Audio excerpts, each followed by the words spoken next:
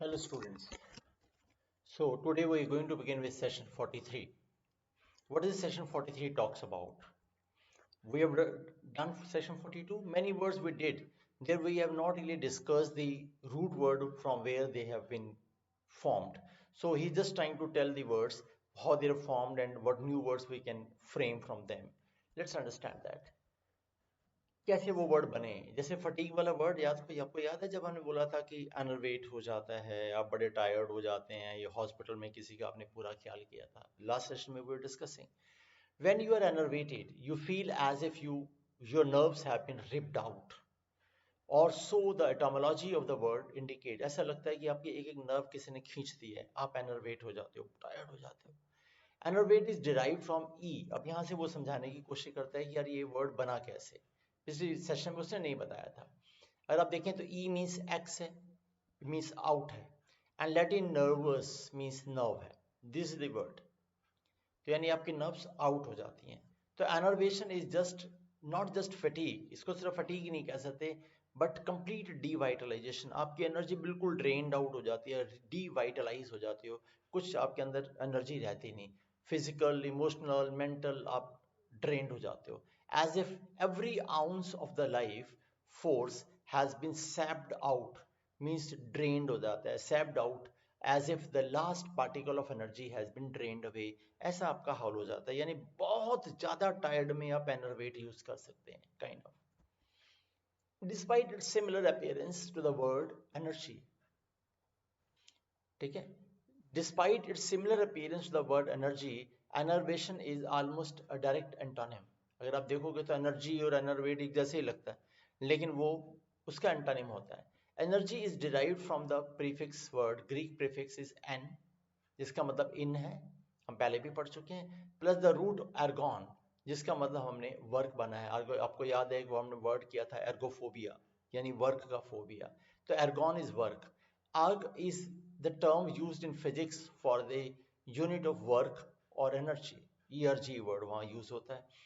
Synergism अगर हम बात करें, सिनर्जिज्म, और सिन का मतलब आपको पता है विद होता है. Synergism, the prefix syn means together और with, plus ergon is the process by which two or more substances or drugs by working together produce a greater effect of combination. यानी जब सिनर्जिज्म होता है तो उसका मतलब होता है दो डिफरेंट एनर्जीज जो हैं मिल जाती हैं, फिर एक नया प्रोडक्ट यील्ड करती हैं. That the sum total of their individual effects, यानी उसका टोटल एक सम टोटल उन दोनों का निकल कर आता है, that is known as synergism होता है. यानी two different energies syn with हो जाती हैं तो सिनर्जिज्म बन जाता है, फिर उनका एक टोटल नया रिजल्टेंट प्रोड्यूस हो जाता है, दैट इज सिनर्जिज्म हो जाता है. सिनर्जी लिखा लिखा भी है नीचे अगर आप देखेंगे, इंटरेक्शन और cooperation of two or more organisations, substances and other agents. Okay. Alcohol for example is depressant, वो आपको डिप्रेस कर देती है, थोड़ा आपकी बिल्कुल lethargic काइंड ऑफ कर देती है. सो आर बार्बिट्रेट्स एंड अदर सोपोरिफिक्स, जो नींद आने वाली बीमारियां और दवाइयां होती हैं वो. Alcohol and barbiturates work synergistically, the effect of each is increase by the other if two are taken together. अगर यानी वो बार्बिट्रेट्स अगर देखेंगे, any of these class of sedative drugs derive from barbituric acid, कुछ इस particular से जो medicine drive होती हैं वो बार्बिट्रेट कहलाती हैं, वो सीडेटिव ड्रग्स होती हैं. तो अगर वो वाली ड्रग्स को आप अल्कोहल के साथ दोगे तो क्या हो जाएगा, इम्पैक्ट ज्यादा डबल हो जाएगा, वो कहना चाहता है. So if you are drinking don't take sleeping pills, और if you must take a pill for your insomnia, मान लीजिए आपको नींद नहीं आती तो नींद की दवाई लेते हैं, देन डू नॉट ड्रिंक, नहीं तो वो डबल हो जाएगा. फिर डबल हो जाएगा तो बहुत ज्यादा देर तक आपको नींद आएगी, आपके लिए रिस्की भी हो सकता है. The combination it not lethal, ये तो नहीं कह सकते कि इमीडिएटली डेथ हो जाएगी, लेकिन will do more to you than you may want done. आप चाहते थे मैं 4-6 घंटे सो लूँ, हो सकता है आपको 12-15 घंटे नींद ना आए, उससे वीकनेस हो जाए, बीपी डाउन हो जाए, कुछ भी हो सकता है. इसलिए दे से कि यार ऐसे लेथल तो नहीं होगा, लेकिन हाँ उसका इम्पैक्ट डबल जरूर हो जाएगा, बिकॉज वो दोनों सिनर्जाइज कर जाएंगी, वो भी और अपना भी एक टोटल आउटकम आ जाएगा. Synergy by the way is an alternative form of synergism. अगर सिनर्जी वर्ड बोलेंगे तो सिनर्जिज्म का बोला जा सकता है, इसको ऐसे कहा जा सकता है. देन वर्बल पनिशमेंट, एक वर्ड हमने पिछली बार पढ़ा था कास्टिगेट, आपको याद है. Now, castigate is derived from a Latin verb meaning to punish. Castigate का मतलब ही punish है, लेकिन वो verbal punishment था. In present days, you say the verb generally refers to verbal punishment. अब castigate हमेशा verbal punishment में आज के डेट में यूज होता है. अलाई हार्श एंड सिवर, वो थोड़ा सा हार्श और सिवियर में आ जाता है. It is somewhat synonymous with scold. आप चाहो तो स्कोल्ड में, क्रिटिसाइज में, रिब्यूक में, सेंस्योर में, रेप्रिमांड में, बी रेट में, सारे का सिनोनिम माना जा सकता है, लेकिन उससे हार्श होता है. But much stronger than any of these कहा जा सकता है, लेकिन इनसे ज्यादा सिवियरिटी होती है. अगर आप किसी को कास्टिगेट कर रहे हो तो स्कोल्ड से कहीं ज्यादा, क्रिटिसाइज से कहीं ज्यादा, रिब्यूक से कहीं ज्यादा आप उसको क्रिटिसाइज कर रहे हो. But much stronger than any of these rail at, rant at, lash at और tongue lash is much closer synonym. अगर देखेंगे तो किसी के रेल एट करना, किसी को लैश एट करना, रेंट एट करना, टंग लैश करना, ये इसके काफी क्लोज सिनोनिम हैं. ये हम कहना चाहते हैं. कास्टिगेट मीन्स लैश एट है, जैसे कोड़ा मार रहे हो. टंग लैश करना यानी जैसे टंग से आप लैश कर रहे हो, ऐसा वाला. When candidates for office castigate their opponents, office में मान लीजिए किसी सीनियर ने किसी को इस तरीके से बोला, they do not mince words, यानी वो ओपनली बोलते हैं और सामने वाले की टोटल इंसल्ट करते हैं. ये वाला जो होता है वो कास्टिगेशन हो जाता है. Hope you understand. Can you construct the noun form of the castigate. अगर कास्टिगेट का अगर हम नाउन फॉर्म बनाएंगे तो क्या बनेगा? Castigation, you understand? To castigate is verb, the castigation is noun.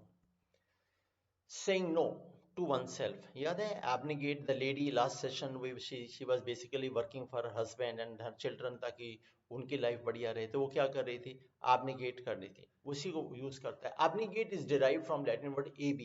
जब भी कोई वर्ड ab वाला आता है वो हमेशा नेगेटिव हो जाता है. You know it well. इसके बारे में ये जो 46 सेशन के बाद आगे काफी सारी एक्सरसाइजेज दे रखी हैं वोकैबुलरी की. I will definitely discuss those exercises in coming sessions after we complete this book. तो abnegate is derived from Latin ab, means away, plus nego, to deny. Okay, self abnegation then is self denial. अगर आप abnegate करते हो, self abnegation करते हो, तो self denial करते हो. मुझे कुछ नहीं चाहिए, उसने उसको altruist की कैटेगरी में डाल दिया था. Nego itself is a contraction of the word Latin neg, not, no and io. ये वर्ड का बेसिकली वो लैटिन वर्ड नेग का जो है वो वर्ड नेगो वहां से बना है. I say to be self abnegating is to say no.